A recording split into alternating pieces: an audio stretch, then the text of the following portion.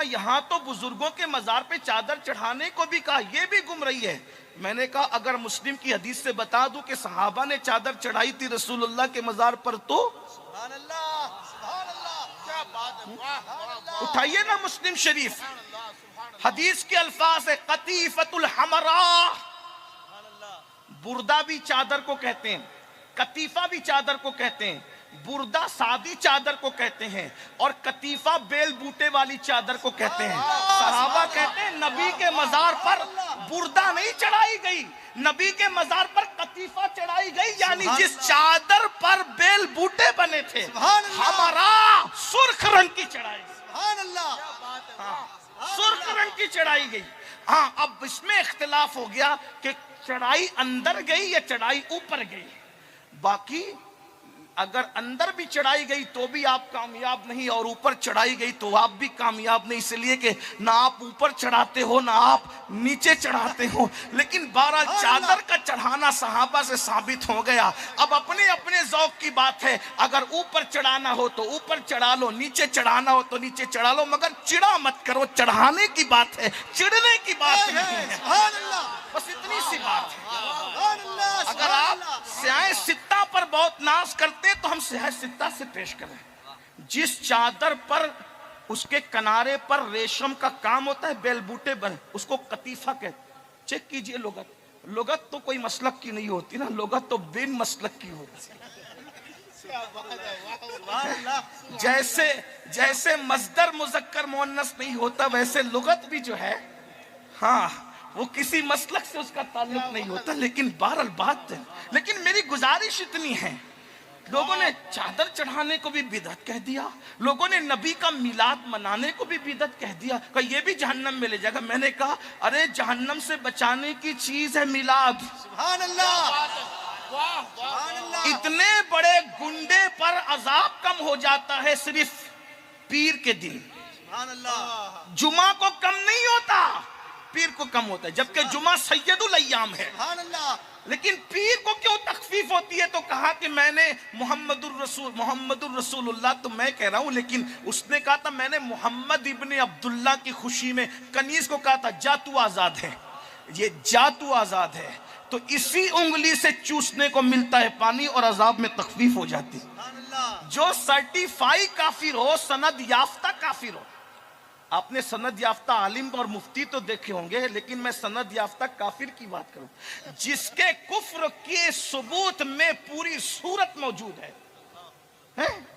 इतना सनद याफ्ता और पक्का काफिर अगर भतीजा समझकर खुशी कर ले मिलाद पर, तो उसके जहन्नम के अंदर अजाब में कमी हो जाती है और उसको पानी चूसने मिल जाता है। यार लोग कहते हैं कि ये तो ख्वाब की बात है। मैंने कहा ख्वाब की बात है तो सूरह यूसुफ कौन सी हकीकत की बात है? सुभान अल्लाह, सुभान अल्लाह, सुभान अल्लाह, सुभान अल्लाह, सुभान अल्लाह। अगर सूरह यूसुफ एक नबी के ख्वाब पर पूरी सूरत नाजिल होती है, अहसनुल क़सस, सुभान अल्लाह, पूरे कुरान में सिर्फ एक ही किस्से को अहसनुल क़सस कहा गया है और वो नबी का ख्वाब है। अरे नबी ख्वाब देखकर बयान न करे तो ख्वाब, लेकिन जब नबी ख्वाब देखकर बयान कर दे तो वो हदीस रसूल हो जाती है, और जब सहाबी ख्वाब देखकर बयान कर दे तो वो भी हदीस का दर्जा पा लेता है। अगर अब्बास ख्वाब देखकर चुप रह जाते तो किसे खबर थी? हजरत यूसुफ ख्वाब देखकर चुप रह जाते तो किसे खबर थी? लेकिन हजरत अब्बास ने बयान कर दिया तो वो हदीस अब्बास हो गई। इस्तिलाह मुहद्दिस में ज्यादा से ज्यादा उसको असर अब्बास कहा जा सकता है ना। लेकिन बहरहाल हमारे यहाँ तो असर भी कहते हैं, फिर उसके बाद उसको हदीस मौकूफ भी हम कहते हैं मुहद्दिसीन की इस्तिलाह में। कुछ पढ़ा लिखा होता तो बात थी, लेकिन बस बातें करनी है। लेकिन जो पढ़ लिख लिए वो भी तजाहुल आरफाना से काम लेते हैं। ये कहीं इतने 100 साल से बनी हुई, 100 साल की इमारत है ये बिदअतों का शीश महल सिर्फ 100 साल का है या 150 साल का है, बस इससे ज्यादा का नहीं है। मिलाद खत्म करने की तहरीक 150 साल से उठी है और मिलाद मनाने का सिलसिला उस दिन से है जिस दिन से आमिना के लाल ने जमीन पे कदम रखा है। नारे तकबीर, नारे रिसालत, अमीनुल कादरी साहब किबला। लेकिन बहरहाल मैं कोई ज्यादा छेड़छाड़ कर, मैं मेरी आदत भी नहीं, वरना मैं कोई छेड़ भी नहीं रहा हूं। बस बात इतनी है कि मैं आपकी इस्लाह करना चाहता हूं। आप भी जरा यूट्यूब के नाबालिग मुहक्किक पर ज्यादा फिसलते हो और ये तो हदीस की बात करते हैं। मैंने कहा जिस दिन इमाम अहमद रजा के गुलामों के सामने बैठेंगे ना, उस दिन पता चलेगा। हाँ, हमारे एक आदमी ने इतनी किताबें लिख दी है कि 150 साल में इतना लिखने में कामयाब नहीं हुए।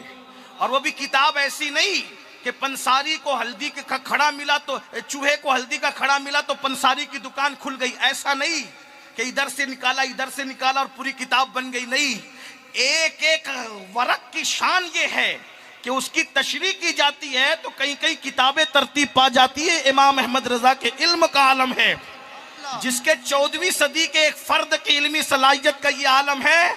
उस मसलक में इमाम आजम की इल्मी सलाहियत का आलम क्या होगा, इमाम बुखारी की इल्मी सलाहियत का आलम क्या होगा। और जब बुखारी और इमाम आजम की इल्मी सलाहियत ये है, तो जिसने इमाम आजम के सर पर जिसको इमाम आजम बनाया ना हाथ रखकर, फिर उस इमाम जाफर सादिक की इल्मी शान का आलम क्या। जो हाथ रख दे तो आजम बना दे, तो जिसका हाथ है वो कितना आजम होगा ना, उसी को दुनिया इमाम जाफर सादिक कहती है।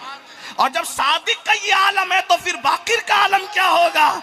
और जब बाकिर का ये आलम है तो ज़ैनुल आबिदीन मज़लूम करबला सैयद सज्जाद का आलम क्या होगा। और जब सैयद सज्जाद ऐसा है तो जिसके सीने से सज्जाद ने सीना लगाकर इल्म हासिल किया, उस ताजदार करबला फातह करबला इमाम हुसैन इब्ने अली के इल्म का आलम क्या होगा।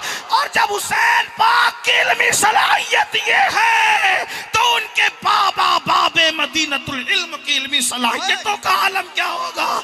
और जिसने बाबे मदीनतुल इल्म बनाया, फिर उस आलिम माकाना व मा यकुन के इल्म का आलम क्या होगा। और कोई गैब क्या, तुमसे नेहा हो भला जब ना खुदा ही छुपा, तुम पे करोड़ों दुरूद। तो लोगों को इतराने दीजिए, लेकिन हक